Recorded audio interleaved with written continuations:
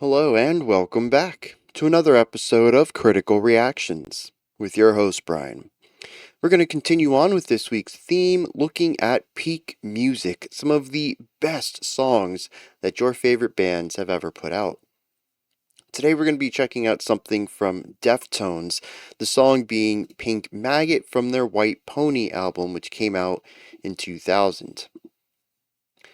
Let's dive into this and see what Deftones is bringing to the table today.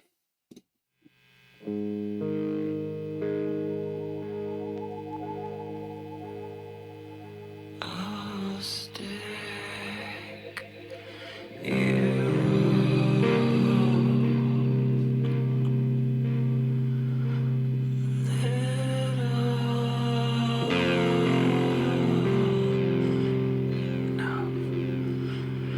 take your oxygen.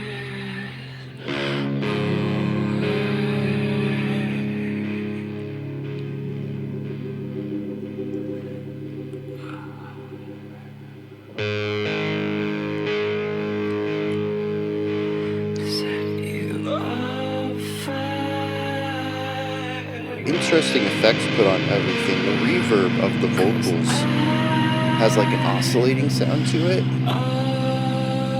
The guitar is bouncing between the two sides.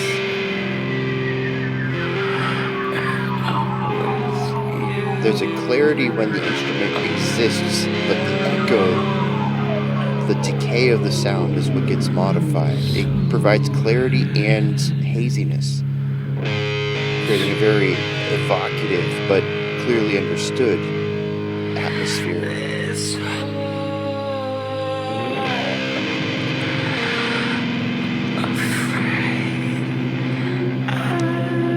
There's also a lot of airiness in the vocal delivery, both in the singing of sounds but also in the inhales.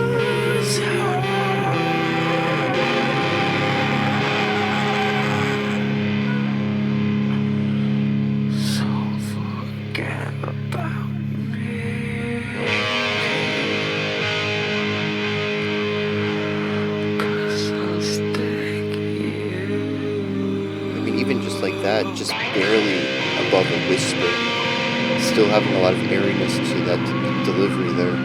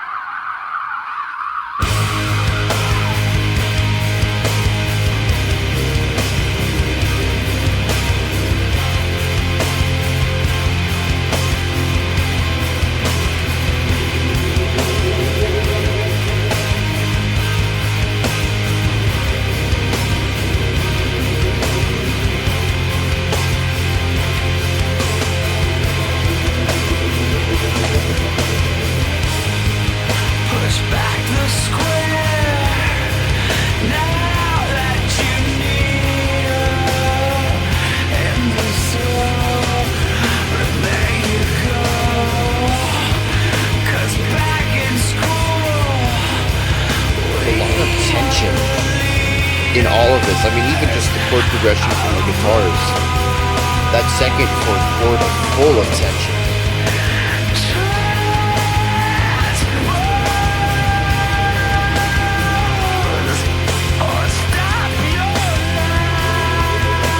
Like that note right there, jeez.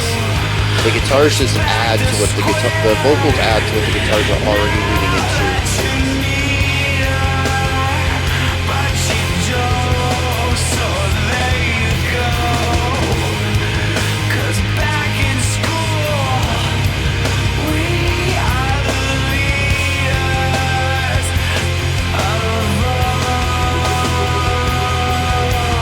There's got to be a half-step interval in there. The vocals feel like are one half step above one of the notes in the guitar chord, and it's just so intense.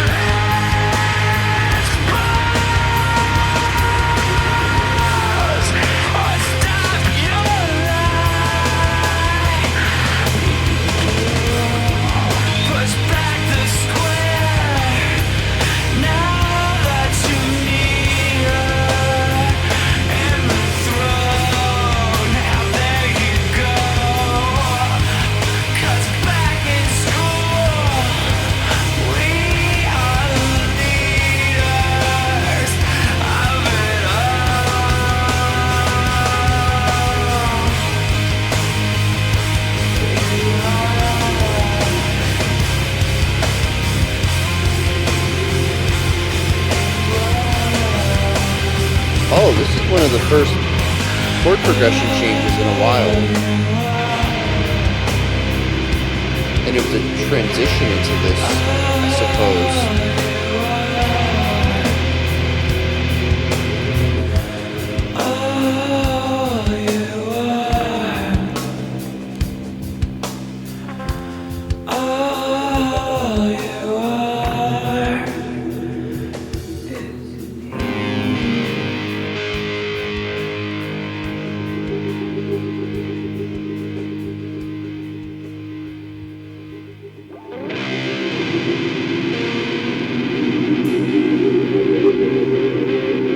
So now we have that oscillating sound on the guitars.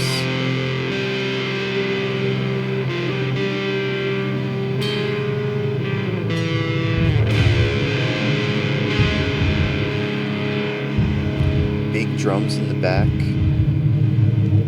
Focusing on the low end of probably the lowest tom. Tons of reverb on that.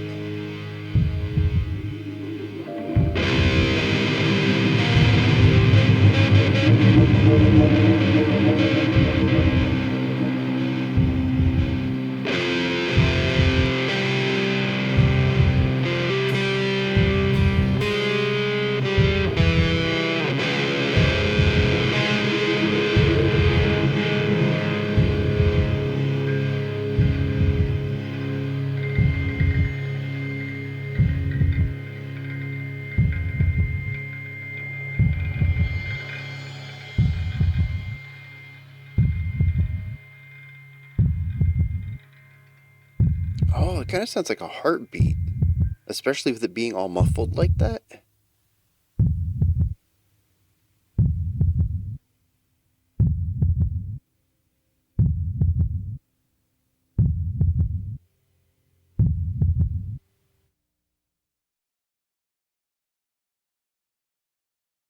Hmm.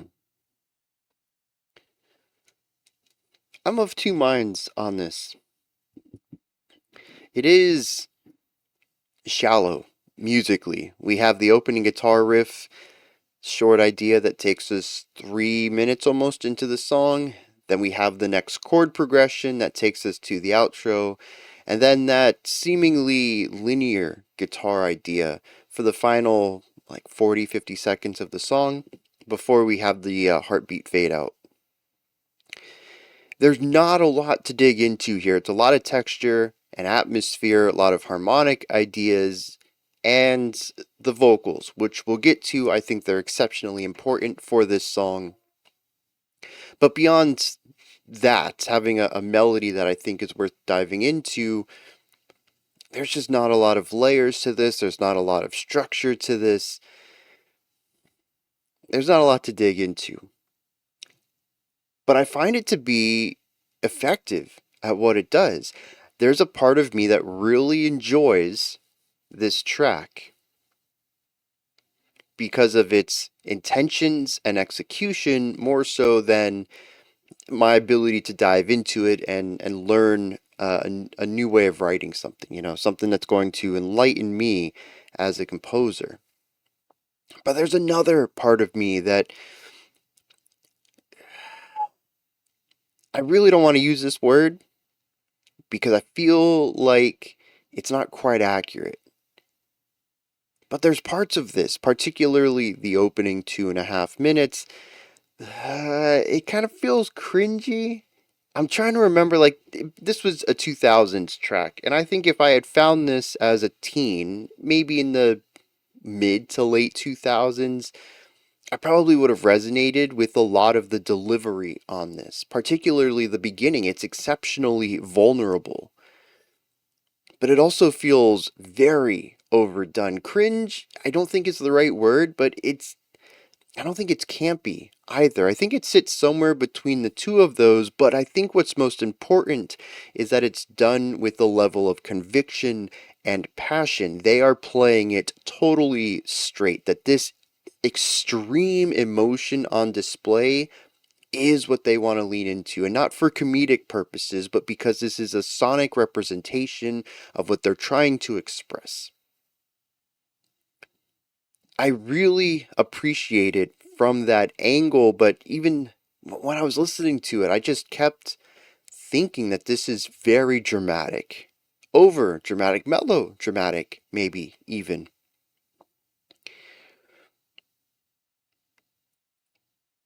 Like I said, I'm of two minds on this. I want to be positive about it. I don't want to focus on the fact that I found it to be overdone in a way that bounced off of me at times. I want their conviction to that opening sound to be one of praise. I want to talk about it in a positive light, but I also want to give an honest reaction to this, how I felt during it. And like I said, perspective, lived experiences, all sorts of stuff, it's going to change your relationship to that. Like I said, 20 years ago, I probably would have been right on board with that. Here, I can appreciate it for what it's doing.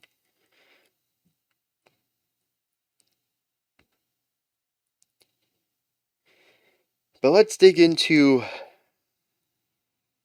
some less subjective things. What's going on in this track? We start off lone vocal, exceptionally quiet. They must have been right next to the microphone. We pick up so many airy elements. It's also really quiet, though. It is much quieter, I'd say about 5 decibels quieter than the loudest part of the song, which is that middle section that takes up a majority of the track. And there's so many points where the vocal delivery is barely audible, where we actually hear the popcorn, the fry crackle going on. That kind of is the threshold to break into speech, into sound, into creating tone with our voice. But there's also a lot of breathiness in here too, where it sounds like we're kind of like leaning into, slurring into the tone from a state of just air release, of just breathing outward heavily. And then, like I mentioned, because I think that the person singing so close to the microphone, we also hear a lot of the inhales going on too. It creates something that feels exceptionally intimate, exceptionally vulnerable. This is a very high emotion performance here. And I love all the little details that go into this. I'm sure the lyrics are also going to be what I assume is probably melancholic of sorts, very vulnerable. But I think they could have delivered this in a more traditional sense, gone for more standard singing style. In fact, we see this in a lot of music, where the lyrics might be exceptionally emotional, but the vocals are still delivered traditionally with a lot of technique behind them, solid technique. You can hear a lot of this in pop and pop adjacent music, especially pop emo, where the vocals never really deviate away into this sort of, well, imperfect style of delivery, even if the lyrics themselves are going into this darker, more emotional space. I'm glad that they went this extra mile on this and pushed for that. It adds a lot to the opening of the song and sets a mood ridiculously well. It's also paired with the guitar here. I'm not sure what's going on with the guitar. It sounded cyclical. There was patterns to it, but I didn't necessarily pick up the pattern exactly. I think primarily because I was focusing so much on the vocals, which I believe are linear.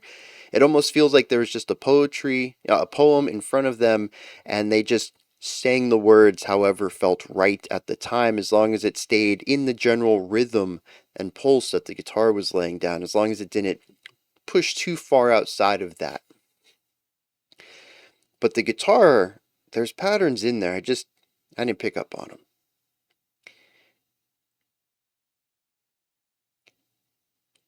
On top of all this, though, I think more importantly is, well, not more important than the vocal delivery, but more important than the guitar idea itself is all of the production going on. Both of the instruments have a very clear center to them. You can hear the vocalist say these words, you can hear the guitar play these tones, but as those notes decay, we see on the outskirts of the sounds a sort of vaporizing of them.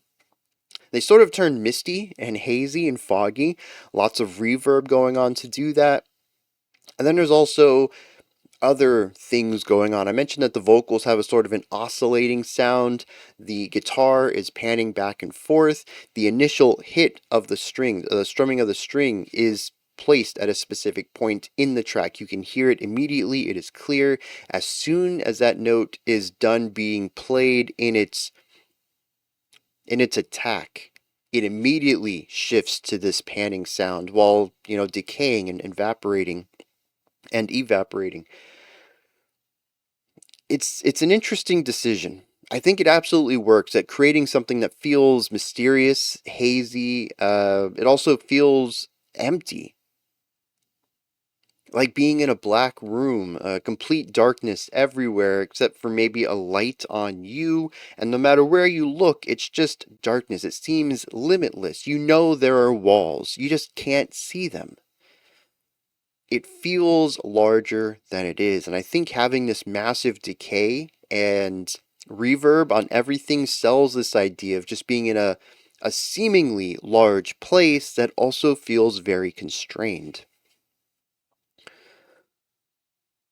Like I said, the opening, it's evocative. It sets the mood very well. And it does so with two instruments and some production. I mean, that's it. I wonder if there's timing to this, though. I didn't think about this until I was just talking about the vocal delivery seeming to be linear, and maybe even off the cuff. But is there like a pulse to this? The more that I think about it, I can't remember a set time signature. Not a time signature either, but a tempo more specifically. Just keeping a general pace to everything. It almost feels like there's these moments of lingering time where it's the guitar has played their last note of this phrase, and there's just this pause until the guitar strums that next chord and begins the next phrase, in which case the vocals tend to come in like a beat after that or two beats after it, and they sort of use that as an indicator to this is where to start the next line. That's what it feels like to me. If I listen to this again, I think that would be one of the things I look for on a more technical level, is trying to figure out the tempo of this section and seeing if it is in free time conducted by the guitars, which is, it's my hypothesis at the moment. After this, we go into the full band section. There is one chord progression that bounces between a clearer, less foggy chord. It feels more stable. It feels brighter. And then a more dissonant, less stable chord. What's interesting is that the first three chords are the same length. The fourth one is a bit shorter because it allows the third one to go for 1.5 lengths. And I think they're a bar each. I could be wrong on that. So it'd be 1 bar, 1 bar, 1.5 bars, half bar. And then that gives us our 4-bar phrase, so we can start back over. What's interesting about this is if the first and third are the most stable and the second and fourth are the least stable chords, the fourth one is actually the least stable overall. Even compared to the second one, this is just tension, pure unresolved tension. And it moves back into a more stable chord, but it isn't necessarily what it's pointing towards. There isn't elements of resolution here as we are bouncing between stability and instability, but we're not going where this unstable chord wants to go. We're not resolving down to a root of any kind. We just go back to something a little better. It's not where we're supposed to be, it's just better than where we were. I don't know if that's going to work into the narrative of this in any way, but I do think it's interesting that we do have this cycle that is sort of non functional in ways. It doesn't follow functional harmony. Well, it does. It just doesn't follow the conventional direction that functional harmony tends to point towards. And that's where I find it to be most evocative. It creates, like I said, this narrative of knowing where to go and choosing not to go there. That heavy tension on that fourth chord is embellished, it's expanded upon by the vocals. The note that the vocalist chooses to sing in that chord a majority of time is so wild. Like I said, I think it's a half step above one of the notes in the guitar chord. And half steps are incredibly dissonant. They're unstable. They're one of the most unstable intervals you can have, unless you start getting into microtonality. Um, I mean, if you have a keyboard at home, just go press two keys that are right next to each other. You know, like C and C sharp or E and F. It's just not a great sound. The wavelengths are just enough different to clash, but close enough that they clash in the most extreme way. And it is not a fun tone at all. In fact, that half note step is often what you'll find in core bands, metalcore, post-hardcore, usually in a much higher register. They'll play something just a half step apart and create that shrill, vibrating, wavy, disgusting sound, usually to oppose like a lower chugging thing. Bump, bump, bump, bump, bee, bump, bump, bee. And that really like tense sound that they go into, half step, half step interval. It's just, and the fact that we already had a tense idea here just in this unstable chord, and the vocalist adds another note to the chord, and it is a half step interval, I think. And it is just, dude, it is, if, I don't like it. I'm not a big fan of dissonance to begin with, and that's just a really tense chord that they put together there. I don't know, man. That's the harmonic structure of this. The drums I find interesting in this section primarily because they're the only thing that drives. Everything else is focused on long held out notes. The lead vocals even do a lot of slurring with theirs. They move a bit faster than the chords do, but it's not a ridiculously fast pace. The drums bring about a bit of syncopation and movement. They bring drive. They try to pull the song forward. Everything else about the track is ready to just sit here and sink into this atmosphere it's building. It's so heavy and disgusting, and it just wants to be here. And the drums have momentum to them. They're trying to pull the song out, get it to the end, get it to the finish line, wrap the song up. It has syncopation, it has a groove. Without it, the song, I think at this point, would feel hopeless. It's the one thing that stands out to me here.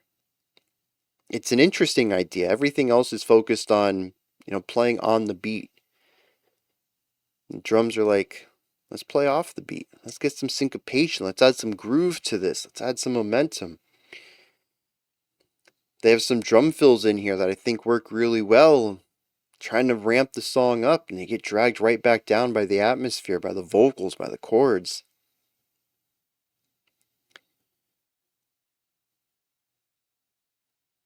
And that's part two. Not much more to that one. There is a little twist at the end. I mentioned we had a different chord progression in that final I don't know, 15 seconds. I was excited to see what we were going to do with that, and we just went into an outro. The chords actually completely went away after this, and we returned to a guitar-centric atmosphere in silence. We just have this guitar. Much like the opening, just without the vocals to accompany it.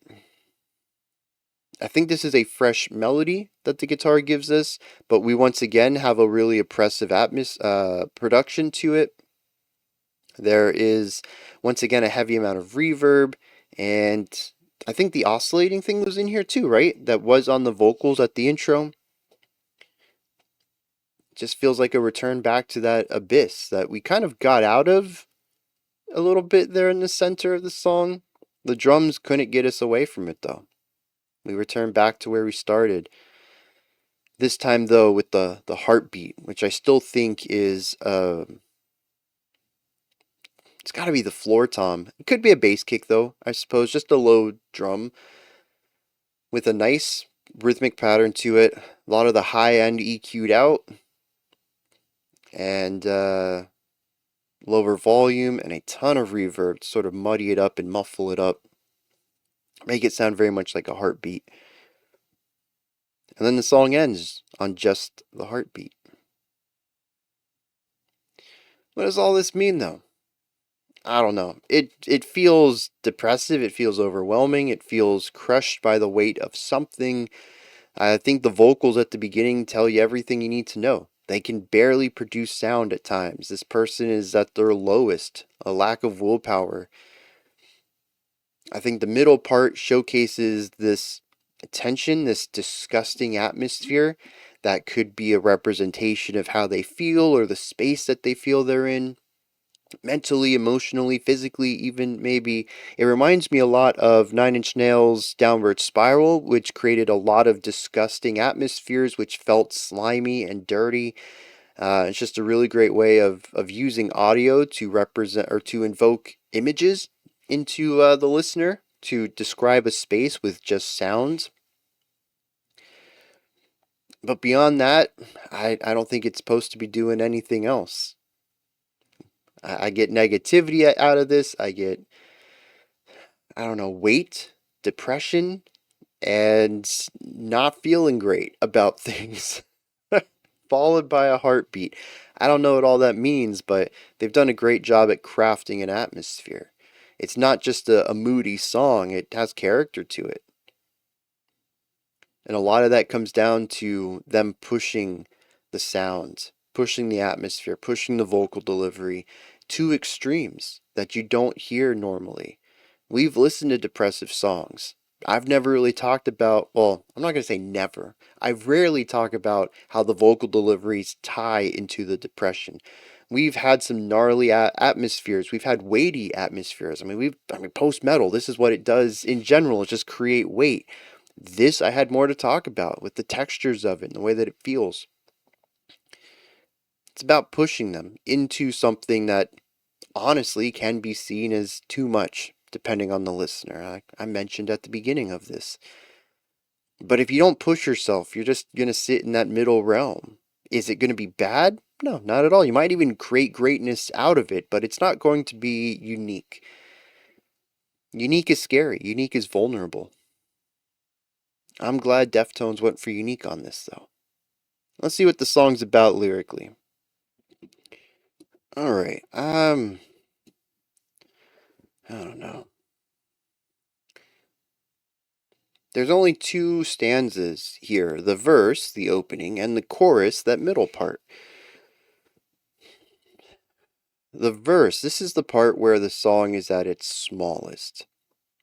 It says, I'll stick you a little, enough to take your oxygen away, then I'll set you on fire, 'cause I'm on fire, and I'm alone with you. I find this to be really interesting. We have the idea that I'm going to set you on fire because I'm on fire. This could be extrapolated as just to say that I'm in this state, so I'm going to return that to you. It doesn't necessarily say that they're on fire because of this other person, but it's semi-implied, at least with the disdain that this person has for the other. But it could also be, oh no, it doesn't have to be about that, right? All right, so later on in the song, it says, because we're back in school, we're the leaders of all. And so school has kind of been on my mind a little bit based on this. And think about it like a bully, right? Your stereotypical Hollywood bully is a bad dude because they have a bad life at home, right? And so they're taking it out on other people as a way to control an environment because they don't have any control in their regular life. So, what if that's what this is about? I'm on fire, I'm hurt, I'm in pain. I'm going to put that onto you because it's the only thing I know. But the other thing here that I find interesting is that he says that I'm going to do this because I'm alone with you. Or more specifically, because I'm with you alone. Two people in a room, hypothetical room, could even be a metaphorical room. And the only thing our protagonist, our narrator, can think to do is inflict pain. I think that says something about their worldview. It says something about who they are. In just 3 lines, I have a ton of information about who this person is. But I find this other set interesting. It isn't just about setting them on fire. He says, I'll stick you a little, enough to take your oxygen away. It makes me think of like a balloon. It doesn't need a very large hole. Even the smallest hole will cause the air to deflate. Okay, not a lot of pain, but enough to make it difficult to live, to take your oxygen away, something you need to live. But here's the other cool part, how these two things interact. Fire needs oxygen to exist. I don't know if this is supposed to be understood this way, but I find it interesting that he says, I'll remove your oxygen and then set you on fire. It's technically impossible. Well, granted, he doesn't say I'll take the oxygen away from around you, but I do think it's interesting that we have a removal of oxygen followed by a setting of fire. Again, I don't necessarily know if I'm supposed to be looking into that, but it does feel interesting, to me at least, to have this series of events. Following this, he says, I'm so into this whore, afraid I might lose her.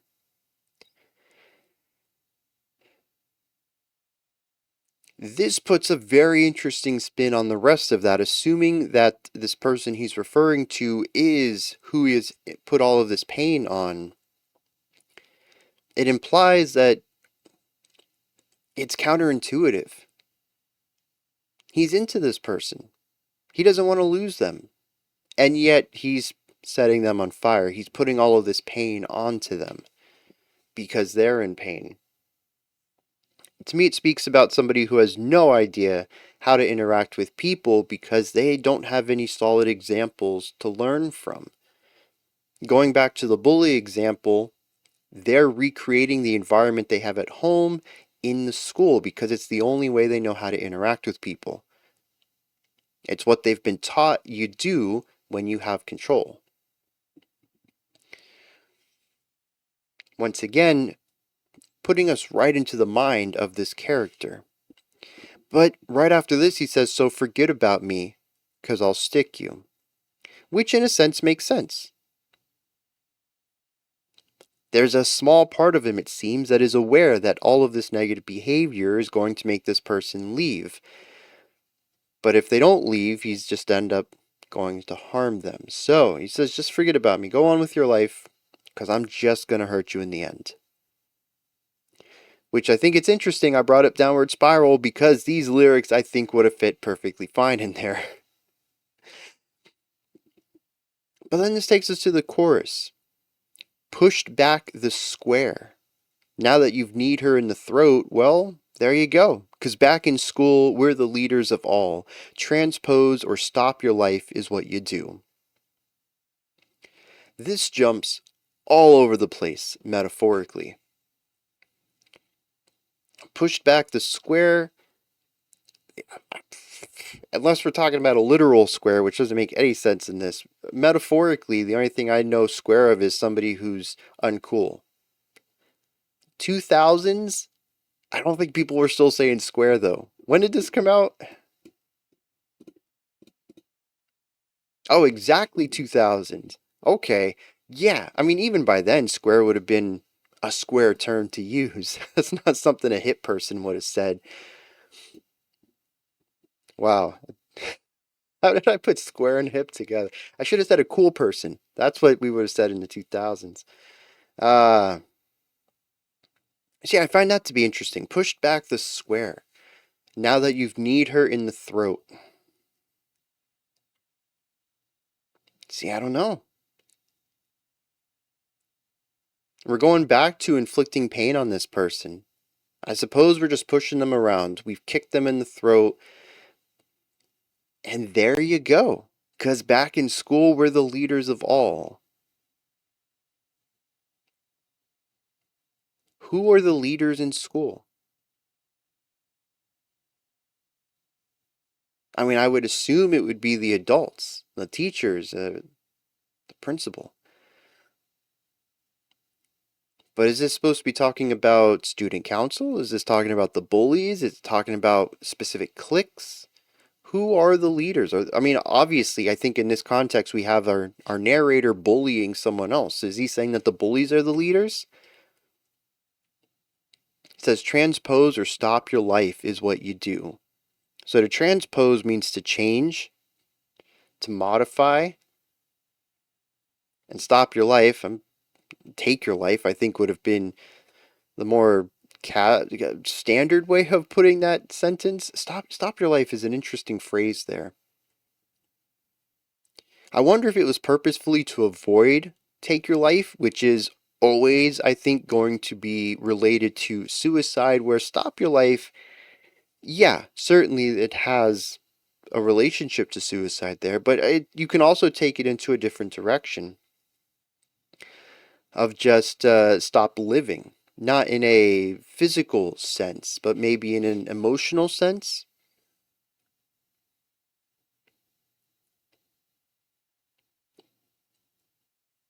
I mean, there's a lot of people who just wake up, go to work, go home, sit in front of the telly, and, just not do anything positive in life, just kind of sleeping through it. In a sense, that's you stopped living at a point. You're just on autopilot every day. That could be related to this, and it creates ambiguity. I still think it's leaning towards the suicidal angle, but it's interesting. It's a different way to phrase it, and it brings ambiguity into it. It's more vague now. But he says it's what you do. So you either change or you stop living. That's your only choice. What does all of this mean? Why is he so angry at this person? He tells them, I'm going to hurt you. He then hurts them and says, you've either got to change or take your life. That's what this song is? The outro of the track, which I don't remember hearing this at all, just says, all you are is meat. Which, yeah, that seems like the right mentality for someone who's just abusing another human. But then we have the heartbeat at the end. I had a very different take. I mean, obviously, I think that this narrator being someone who is in emotional pain, that's true. But it's less vulnerable than I thought. It sort of just relishes in this negativity. We have a main character who I don't think many people are going to enjoy abusing someone else, and then the song just says, deal with it, be better or quit. And I don't know, man. I don't know. And the wild thing is, my interpretation here is so different than the annotation on Genius, and it very different from an unconfirmed explanation from Chino. Now, I don't know what that means. This is a quote. I assume it is attributed to Chino, but why would you put a quote of an explanation from the lyricist if they never actually said it. There's no source on this either, so I'm kind of like 50-50 if I should even talk about it. I don't understand how you have an unconfirmed explanation. Unless, I mean, it was the 2000s. I guess it could have just been like a rumor somewhere. Someone read it in a magazine and then lost the magazine or something, and it's just kind of been spread. Anyways, quote, the title comes from a cool Keith song. We just thought it was some funny stuff. The song is meant to be triumphant. I'm trying to spread a little confidence. Lots of artists try to make songs for the kids who are tormented in school, telling them it's okay to be tormented, but it's not okay. Don't be ridiculed. Become the leader of your surroundings. Confidence is one of the most important things in life. If you're confident, you can do whatever you want. End quote. This song doesn't read triumphant to me at all. I mean, through that lens, I think you can read that final bit of the chorus, transpose or stop your life is what you do, as a call to arms. If you're not feeling like you're in control of your life, change, take control. If you're not going to do that, then just roll over anyways. I don't think that's a great message. In 2000s, maybe it would have been a little different. But I think by now, 2025, that's not how mental health works. You can't just say, I'm going to change and then do it. It's so much harder than that. Depression finds all sorts of ways to rob you of willpower. And like I said, maybe in the year 2000s, this might have been empowering to some people. But yeah, I don't know, man. But the rest of this, I don't really think fits with it. It seems to be from the perspective of the bully, not those who were bullied. A couple of the annotators say that this isn't a person bullying someone, it is snuffing out your inner weakling so that you can be better, you can be stronger, you can be more dominant in your environment. I don't like that. I can kind of see where that could be a more empowering story, but if so, that means that the inner weakling of our narrator and whoever they're trying to inspire is, I mean, it's very gendered. It calls that person a whore. It talks about kneeing her in the throat. It comes across very misogynistic to me, if that's what it's going for. Which also could just be a very 2000s thing, too.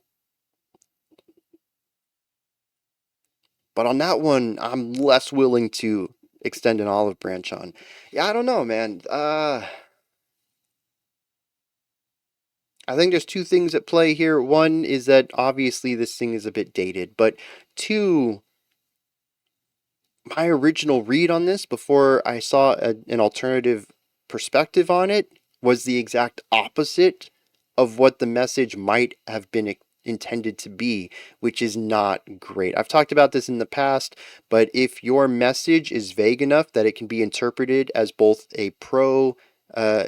for and against a stance, you haven't really done a great job expressing yourself. Now, there is an argument in there to be made about art being, having the capacity to be vague, of allowing people to get out of it what they put into it.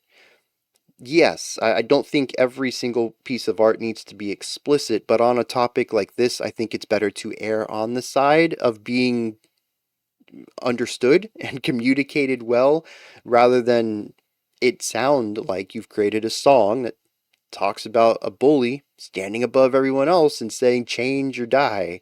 And it's a complicated topic, I think, regarding art and intention and messaging. I don't think it's black and white. I don't think it's something I can cover right now in like 5 minutes. But I do know in my gut, with a track like this, like I said, a little bit of clarity I think would have gone a long way.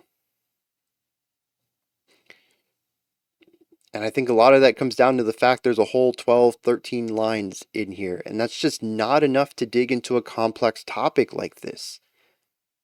about killing a part of yourself so that you can improve, and trying to tie this into the theme, a general vocabulary of schoolyard bullies.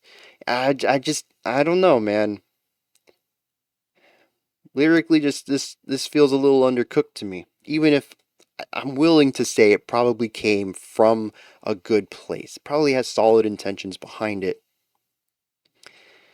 It just feels so. And then pairing it back to the music, this is not a victorious song. This is a song about pain. It's about being hurt, and about that hurt being cyclical. The end of the song isn't victorious, it's a heartbeat, which could be read as victorious, but right before that he says, all you are is meat, which is nihilistic in one way, which might help you kind of see everyone as the same. Oh, we're all just meat. We should be treating each other fine. But it also feels very dismissive. We're all just meat in the end. I mean, that's not.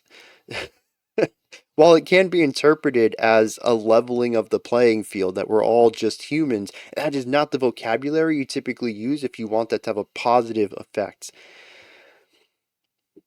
And I don't know, man. I think I'm just going to wrap it up on this. I've ragged on the lyrics a bit too long here. They're just they just really ticked something in me and just flipped a switch. And like I said, good intentions, honestly, I think terrible execution, with emphasis on terrible. I mean, it's just not. These are my thoughts on Deftones is pink. And what is a pink maggot? Like at the end, hearts. Are hearts pink? I think so, right?